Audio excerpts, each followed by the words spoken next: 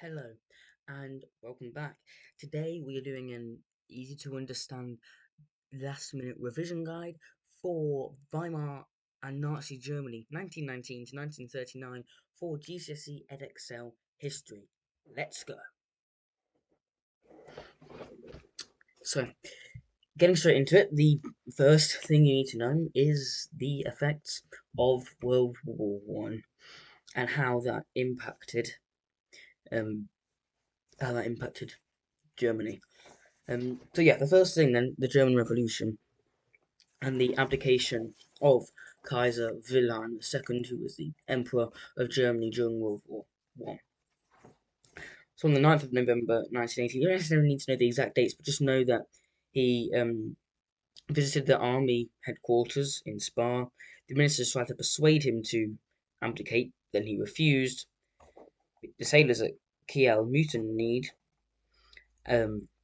Workers and soldiers formed councils, and the army officers refused to support him, which basically meant he had to abdicate, otherwise, well, he had nothing else to do. And then, so on the 10th of November, the day after, he fled to Holland,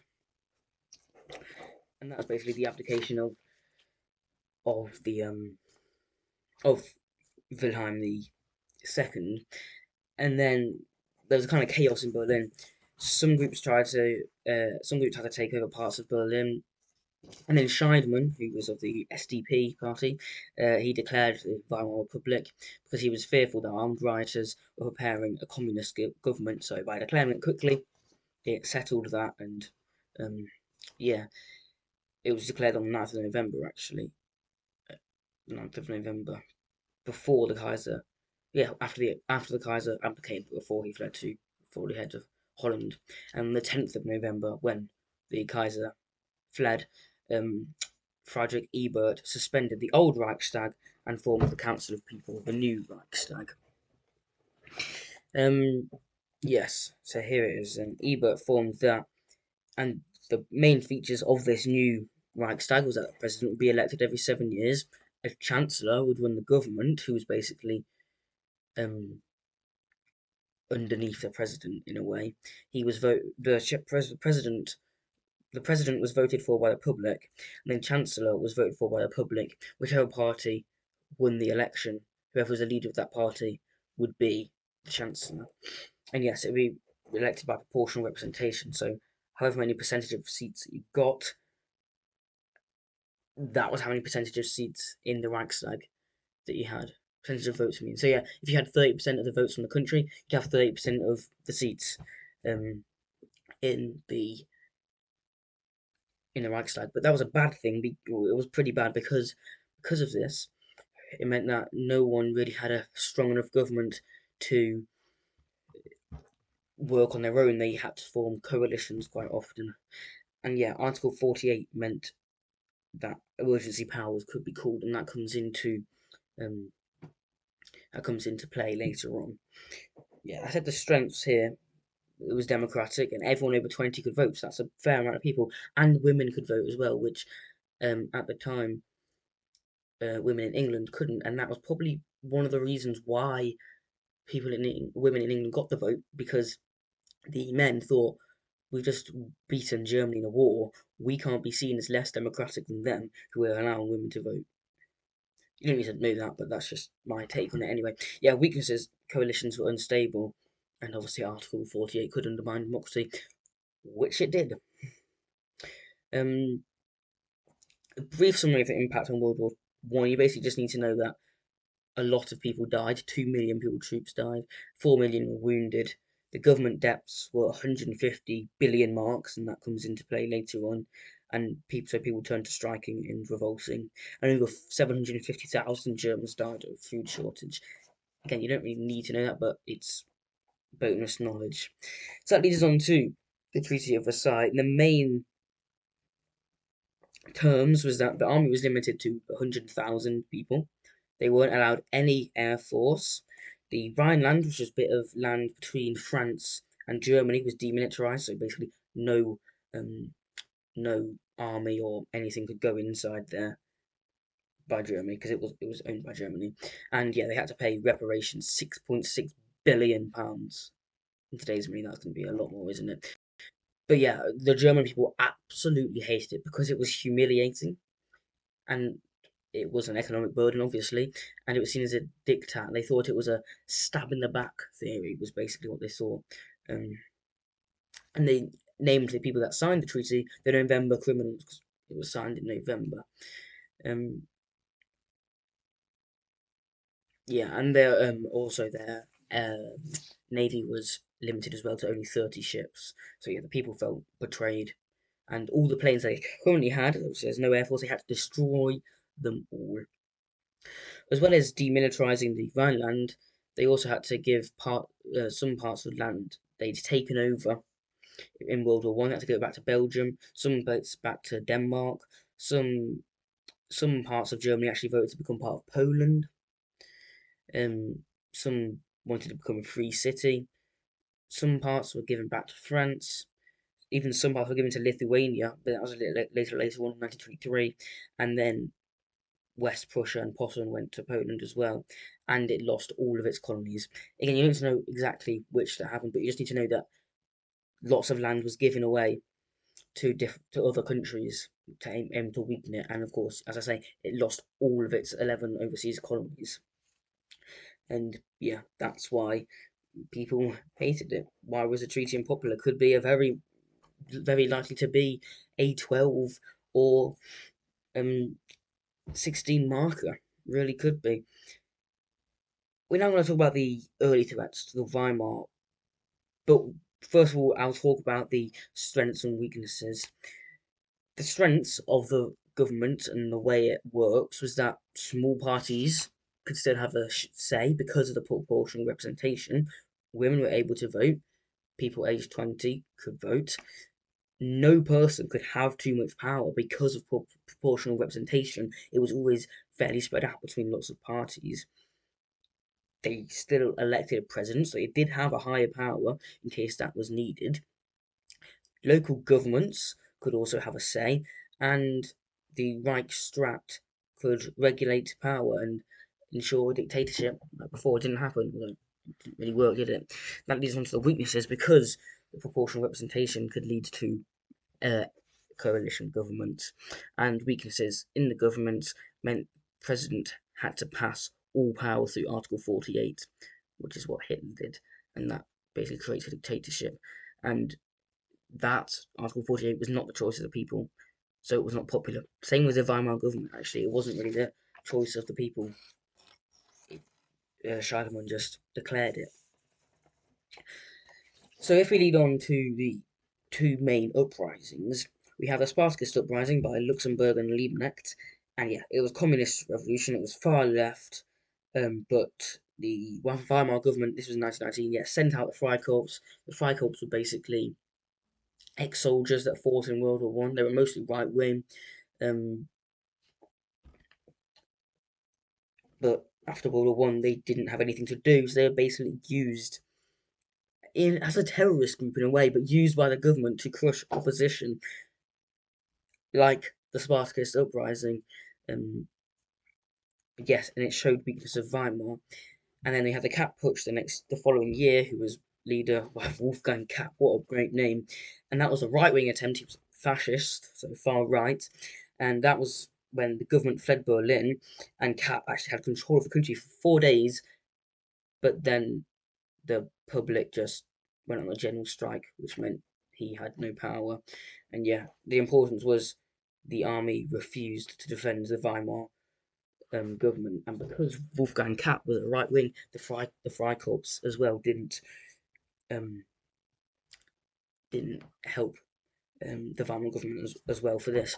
A key important thing you can say to compare the left and the right is that the Weimar government, sorry, the Spartacist uprising was obviously left.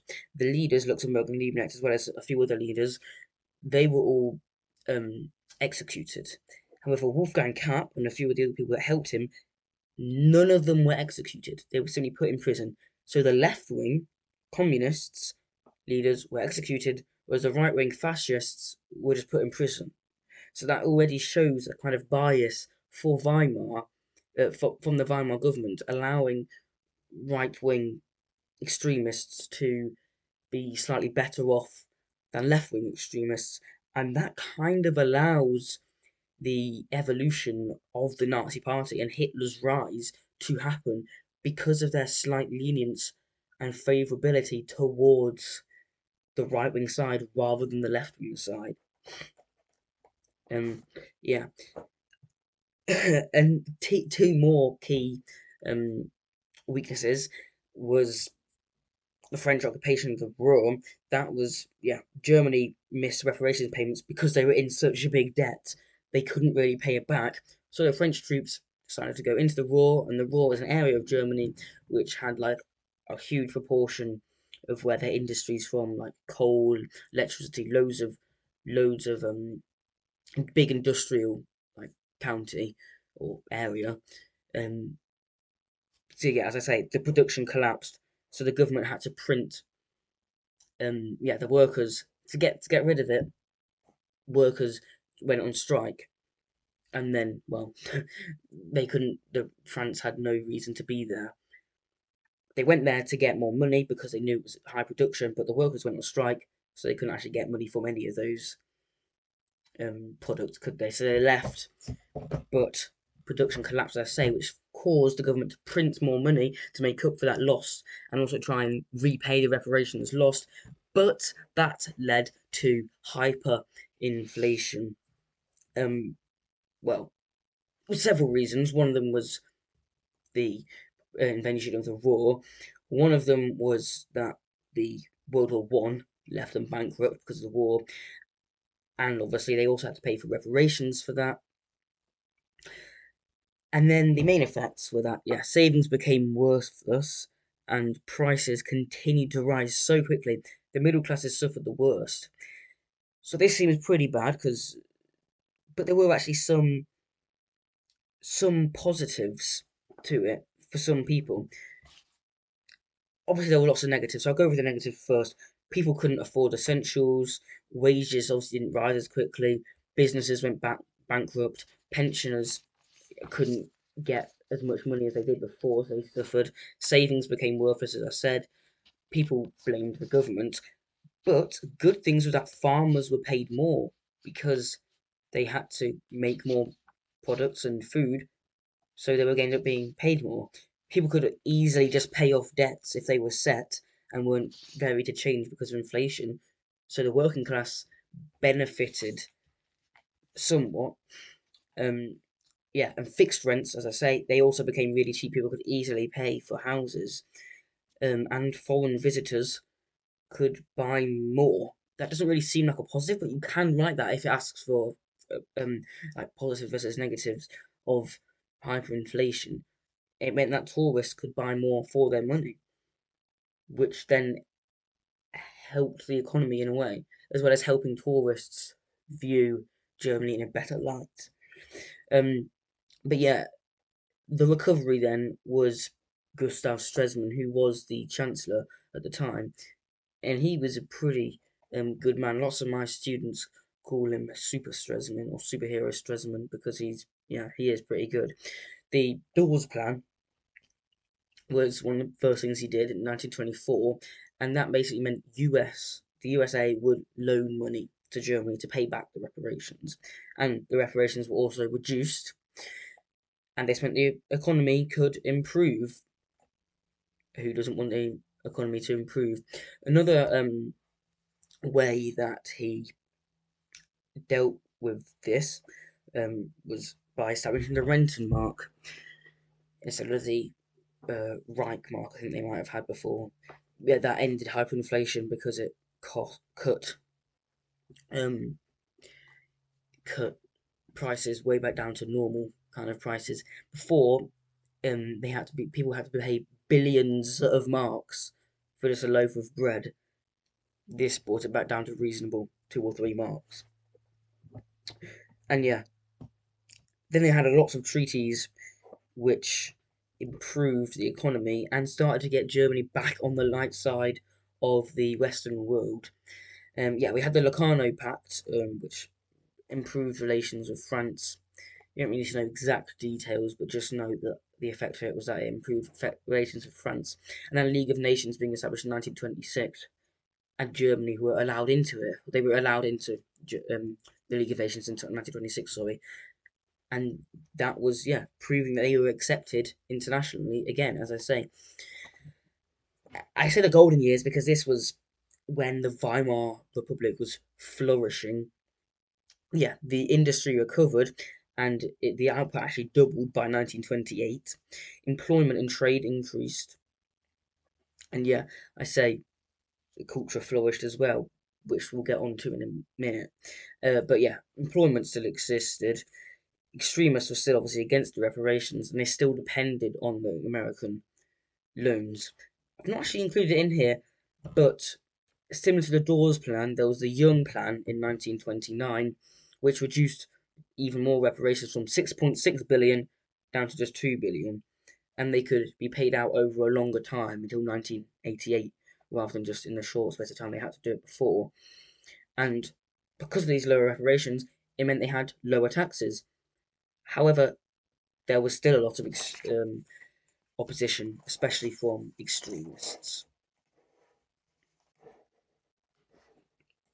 Whilst we are on the topic of, I should have spoken about this earlier when I spoke about the Cap Putsch and the Spartacus uprising, but it's just important to know that there were lots of political assassinations as well between 1919 and 1923. Again, I apologise for not saying this earlier, but in 1919 to 1923, politicians, lots of them were worried about assassinations because 376 politicians were assassinated between 1919 and 1923, and judges gave lighter punishments. It was kind of corrupt in a way, and extremists used this to weaken the Republic, which meant that there was huge hatred and pressure towards the Weimar government from left-wing parties, right-wing parties, the Cap Putsch obviously, right-wing bias in courts. As I say, the Spartacists were executed, the um, people in the Cap Putsch were just put in prison, and political assassinations, which meant the general public were against them. Obviously, the Spartacus revolt and left and right wing political parties like the Freikorps. Sorry, I didn't mention that earlier, but you just need to know that there were lots of political assassinations during that time. And then that brings us on to when I spoke here about culture flourished. I've not included it in the Word document, but it's important to know that there were lots of changes in culture at the time. There were changes in art. There were lots of new forms of art, expressionism and modernism as well. New kinds of films, called not new kinds of films, that were increasingly popular all over the world, and so the German films actually challenged traditional cinema, and also architecture. The Bauhaus School was designed by famous architects, and the approaches looked radical compared to before, but it was a good way to develop their culture, as I say, and it challenged traditional stereotypes, but in a good way, in a way, yeah. And it also improved standard of living. Rent tax was introduced. 101,000 homes were built between 1925 and 1929. 3% of workers' earnings were given to insurance. Working hours were reduced, wages rose, and working conditions improved. And there was also benefits on women as well. There were benefits to them for work. There was equality because of the war. Obviously, they had to help in the factories during the war, and they were still allowed to continue this. There was a drop in women working though, from 75% in 1918 to 36% in 1925. You do need to know that, which can show still a bit of bias at patriarchal society, but still 36% of them were working, which was a lot more compared to before World War One, and they were still working part time. So maybe that is an unfair statistic in a way. But new jobs and universities were available to women, which they didn't have before. There was also better in politics as well. I obviously already said they could vote. They could also now be MPs as well, and because of the Weimar government, one of their articles, Article 109, stated they now had equal rights as men and marriage was an equal partnership. And actually, 90% of women voted in elections. This was really good and a lot better than Britain, which actually only has around 70% of people voting in each general election. And one more thing, there was also an improvement in leisure because they could now be single, which they couldn't before, and which meant they were less interested in marriage and family, which was the traditional role for them. They also had more money, so they could do what they want. But some men didn't like this, and this kind of leads on to how Nazis changed the way of life back to how it was. Talking of Nazis, let's talk about the rise of Hitler. Obviously, the key individual was Adolf Hitler. The Nazi Party program, the NSDAP, was it was nationalistic, but it was the National Socialist Democratic Arbeiter Party, I think it was. It was nationalist and socialist, which is kind of contradicting in a way, and that leads on to later parts when the nationalists of the party were against the socialists because Hitler was the leader. The nationalists rose up, and they were obviously anti-Versailles and they were anti-communist. In 1925, the Munich Putsch, he went into the beer hall, shot his gun, bang bang, took control, and he made the leaders support him. The Bavarian government, which was an area in Germany which the NSDAP was the Nazis were based in.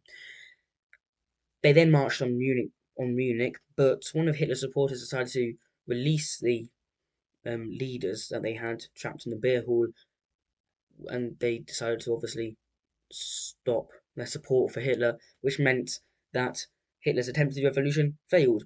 He ran away, but he was found in his friend's wardrobe, actually, and he was imprisoned, which may have been a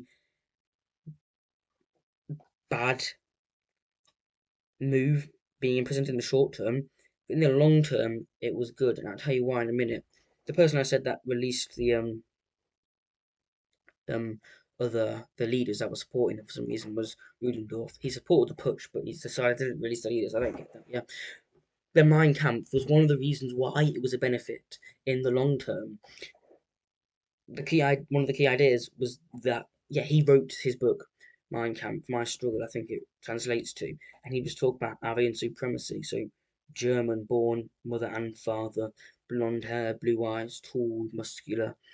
Lebensraum meant living space, so they wanted more space for Germans and the Aryan race to spread because they thought they were superior. And honestly, everyone knows anti-Semitic, anti-Jewish.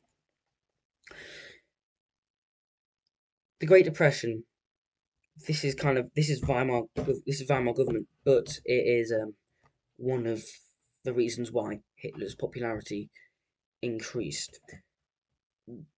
Let me just quickly say, Mein Kampf was not the only benefit of Hitler being imprisoned. It also meant they had to rethink his way of becoming president, which led him to become more democratic.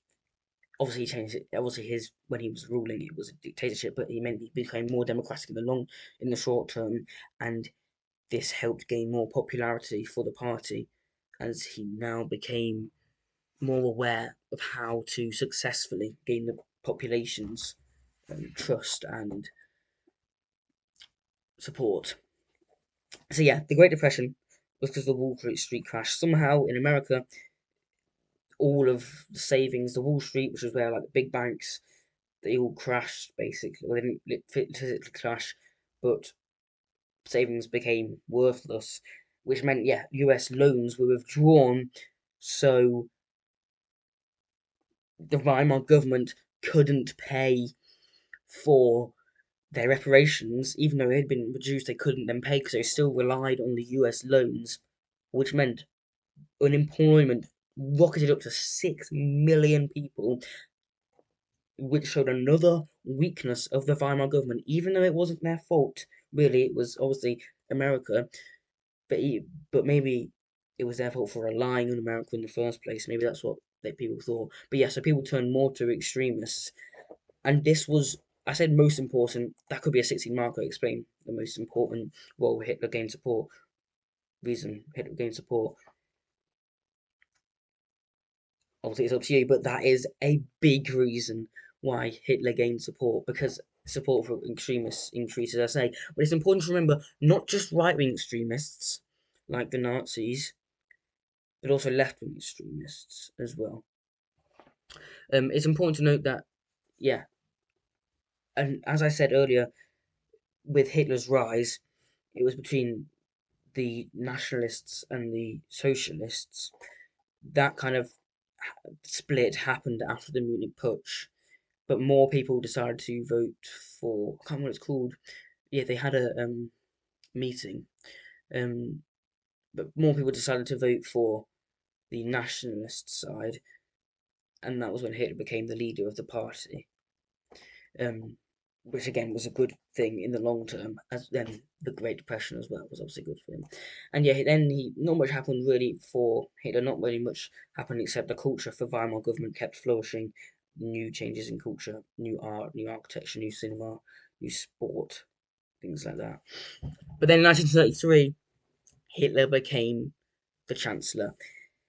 At this time, the Nazi Party was the most popular in the country, but Hindenburg, the president, and von Papen, who was the chancellor at the time, because Stresemann died in 1929 or early 1930s, around that time, he died.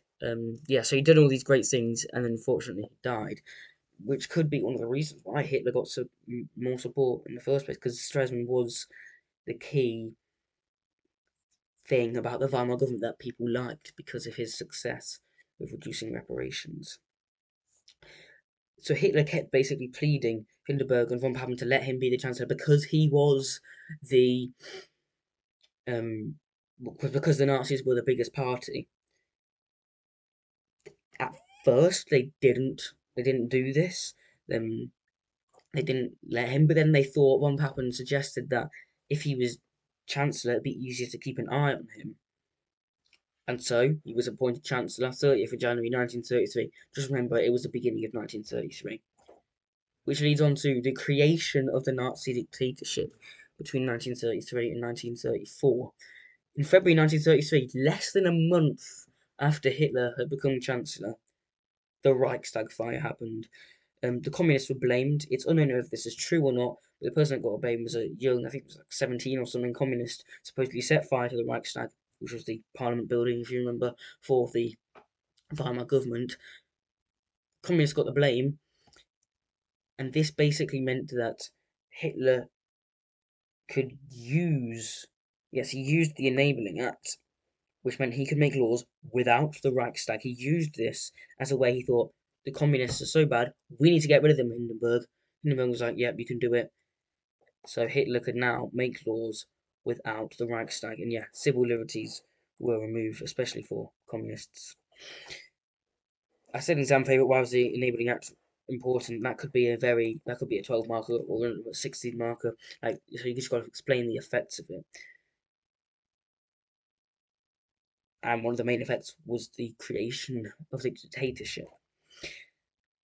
And if you remember, throughout Hitler's rise, even using the SA, I can't remember what it's called, but the brown shirts, the nickname, the stormtroopers were a nickname. He was using them to control his political opponents and religious groups that he didn't like. Ernst Röhm was the leader of the SA. But when Hitler became, or just before Hitler became Chancellor, he created the SS, which was the Schwarzstaffel, which is basically it's kind of similar to the SS. Similar to the SA, but they were even more brutal. So Ernst Röhm of the SA and the SS were kind of opposing in a way. Hitler obviously preferred the SS because they were more brutal, and it was a newer creation. I think it was Himmler was the leader of the SS. So he decided to get rid of Ernst Röhm, who had been one of the supporters, and I'm pretty sure he was in the Munich Putsch as well, because at this point Hitler felt like Ernst Röhm, who was another, I guess, right-wing leader, could be in opposition for the Nazi Party. I don't really know how that works, as they kind of worked on the Nazi Party authority, maybe because Ernst Röhm was popular and the SA were loyal towards Röhm rather than Hitler, who was obviously the party leader. So, the Night of the Long Knives, Hitler ordered the SS to kill Ernst Röhm and any of the SA that stood in their way, which they did, and the SA was disbanded. The SS was now the main secret, well, not secret police, but main in country army, and yeah, the army support was secured, is what I mean there. Yeah, and then in 1934, Hindenburg died.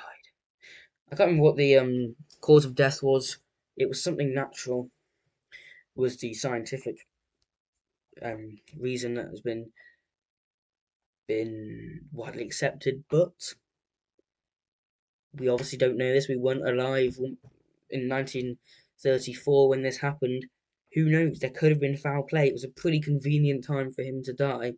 What with the Night of the Long Knives, the Enabling Act, and the Reichstag fire happening recently, Hindenburg getting gone allowed Hitler to become Führer.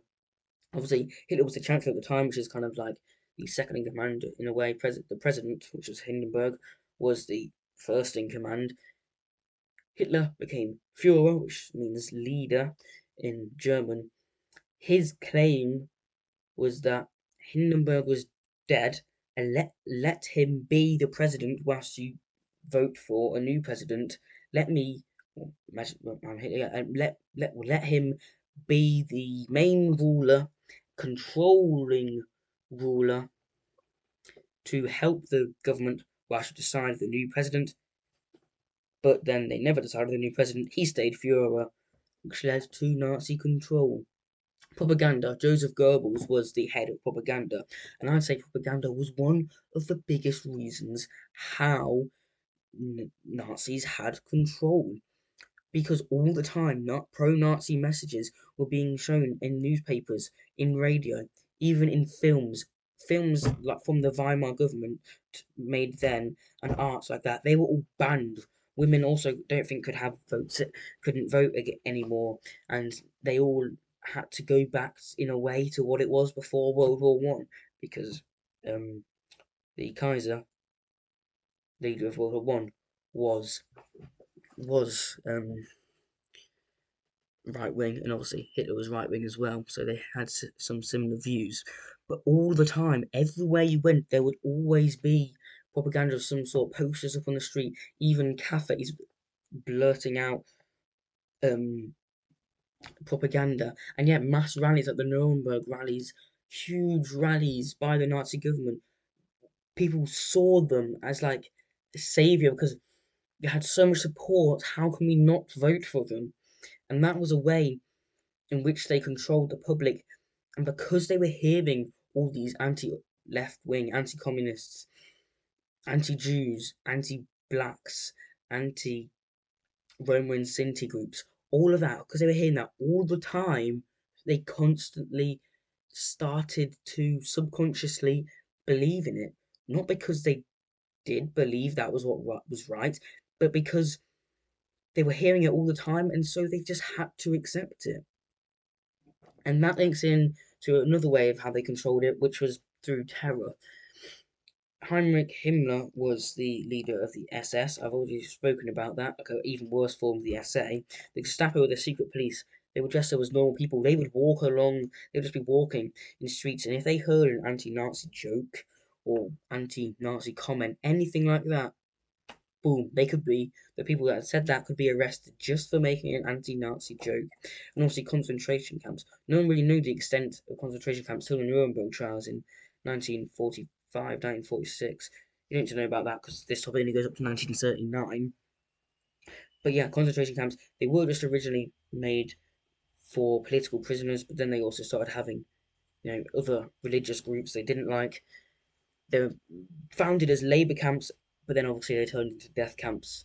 I think you should know what concentration camps are by now. So yeah, that was another way of controlling the public and getting them away from the supposedly supreme Aryan race which Hitler believed in. That leads us on to life in Nazi Germany.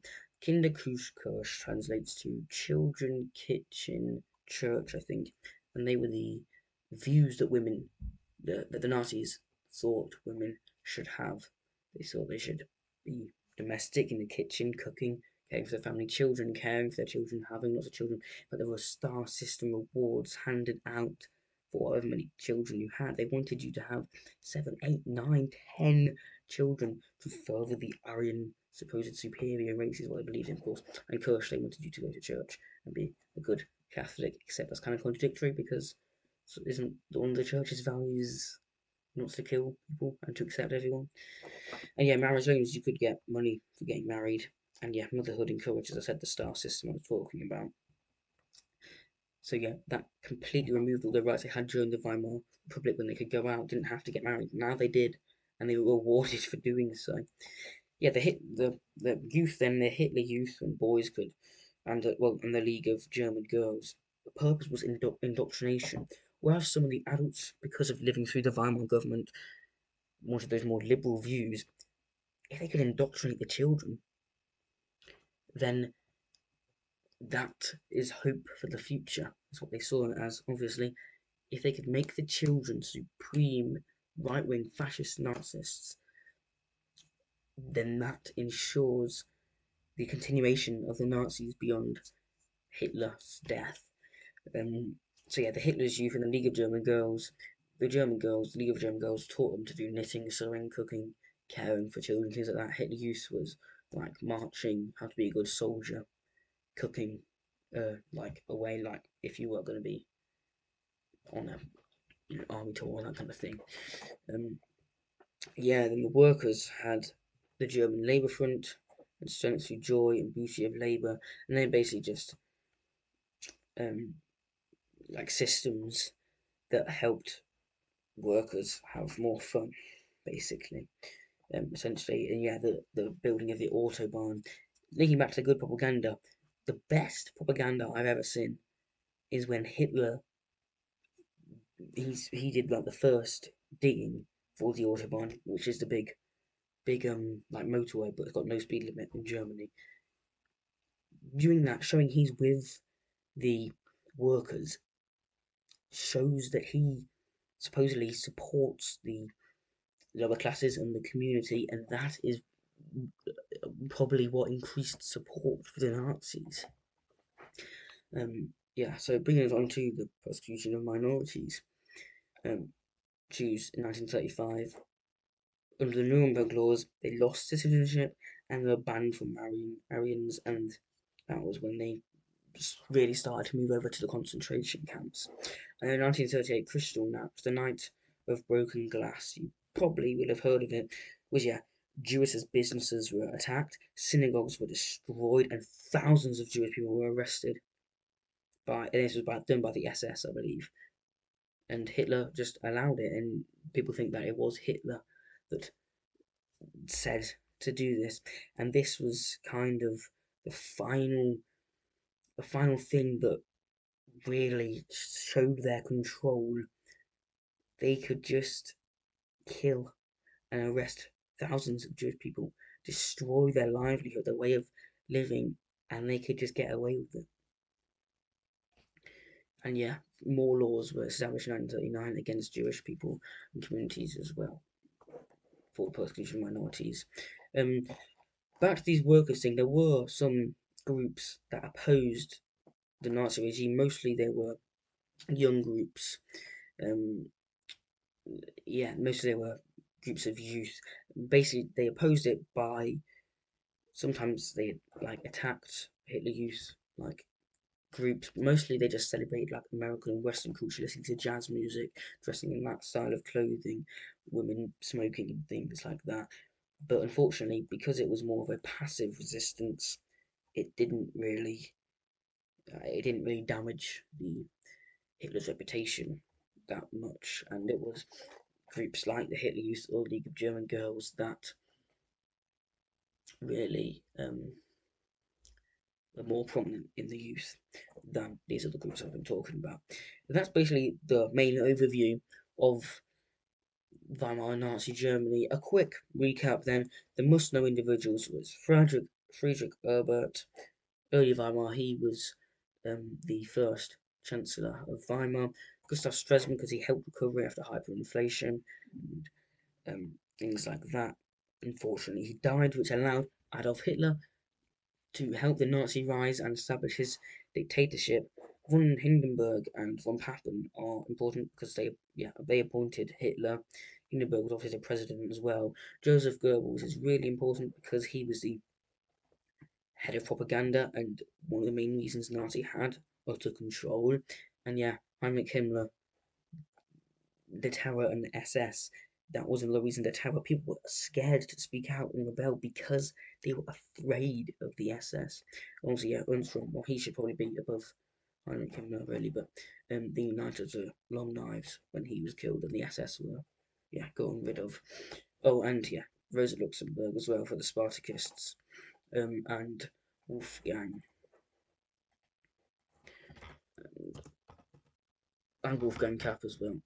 Just remember Wolfgang Kapp for the Kapp Putsch uprising.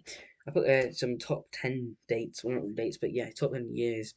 Treaty of Versailles, 1919. Also 1919, Spartacus Uprising. 1920 was the Kapp Putsch. 1923, Royal Occupation. Also 1923 was hyperinflation and the Munich Putsch. 1924 was the Dawes Plan. 1929 was the Wall Street Crash. And 1933 was the Reichstag Fire and Enabling Act. And then 1934 was the Night of the Long Knives. One more thing quickly, I remembered I was speaking about life in Nazi Germany. The 1936 Olympics was in Berlin. So this showed that this was like Nazis' chance to show they were a good group.